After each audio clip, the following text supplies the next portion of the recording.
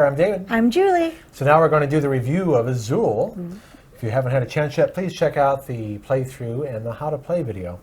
And Azul is part of our project to do videos on the top 100 family games according to users on Board Game Geek.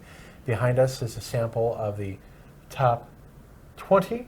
Azul, as of September 2019, is number two, which was a bummer for us when we saw it got knocked off. Yeah. Because we played this game over 320 times, and we've only owned it for about 14 months. Now we've slowed down Yes, because we have. we've been busy making these videos. And the boys have been busy too. Yes. All right, so let's do the overview. Okay. It is a family abstract game, 2 to 4 players, 30 to 45 minutes. Woo. Ages 8 and up. It's a card drafting, pattern building, set collection, tile placement game. And why did I say card drafting? It's because they don't have a category called tile drafting, so they put it in that category. And it's by Plan B Games. That's interesting.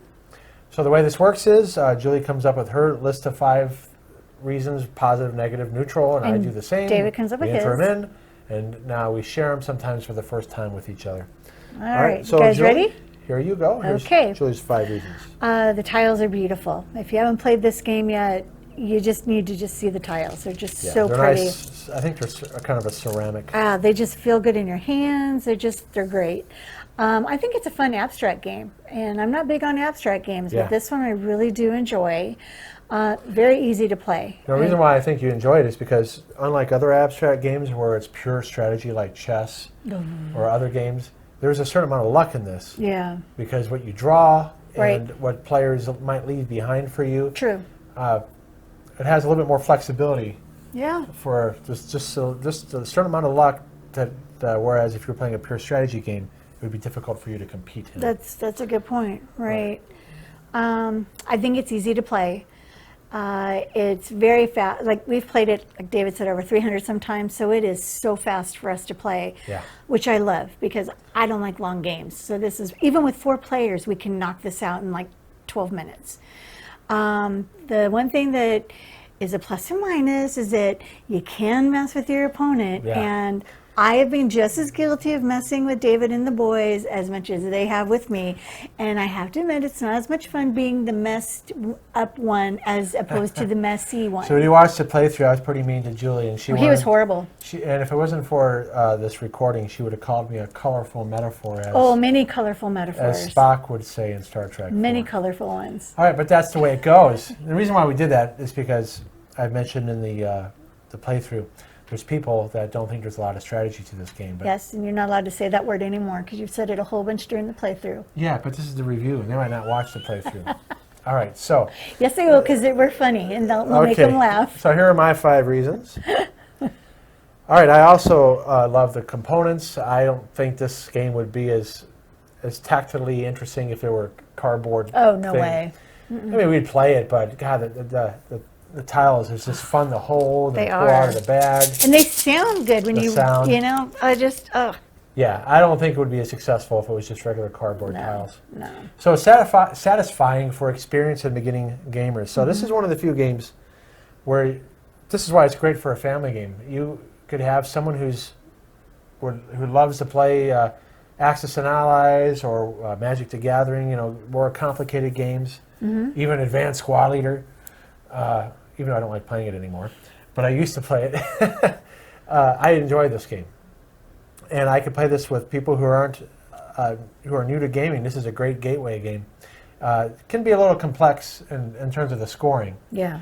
But once they get over that hump, it's good to go. Just about everyone we show this to wants to buy it. In fact, my mom and dad bought it when they were here visiting. Oops. They ordered it, we went to Target.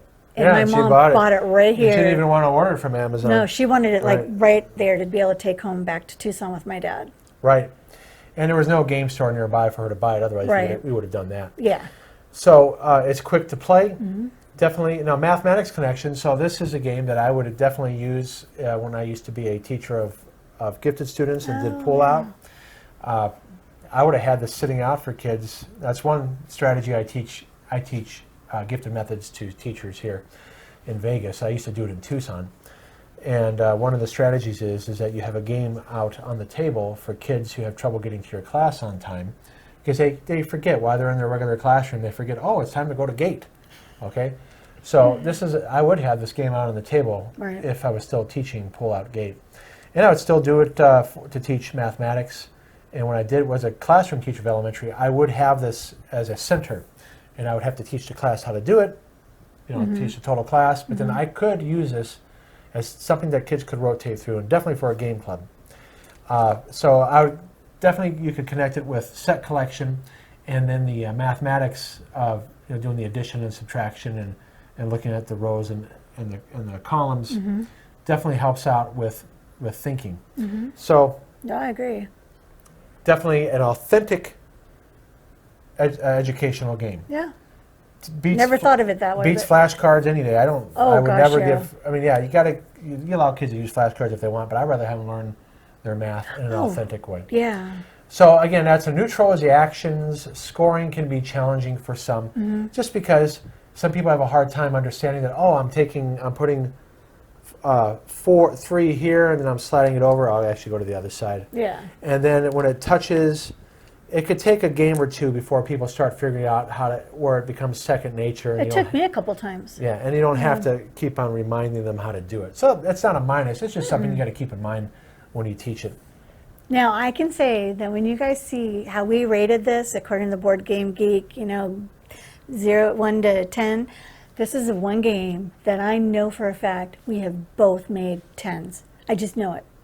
Let's see it. Is it even on there? I think so. Okay, Let's see. I don't remember. I All right, think let's so. find out. Oh, Oh, let's try that again. I just messed that up. and I worked hard getting that up. Okay, here it goes. Okay. Let's try it again. Dun dun dun. Woohoo! I was right. Yes, so this is one of the few games that we rated a 10. I had a feeling. And I wouldn't, if we played it that many times, it should be a 10. I agree. And we do miss playing this game. But again, we've been busy with other things. And this would be our go-to game when we couldn't think of something else to play. This is play Azul. And we have a bazillion games to choose from, and every time it's like, okay, let's just use Azul. And neither one of us would be like, oh, come on. Like, okay, let's do it. And we are so into this that we would play the one side David showed with the colors on it, and then we'd flip it over and do the opposite side. So we play it twice in a row. We played twice in a row, and we would do that for like a few nights in a row, playing twice in a row.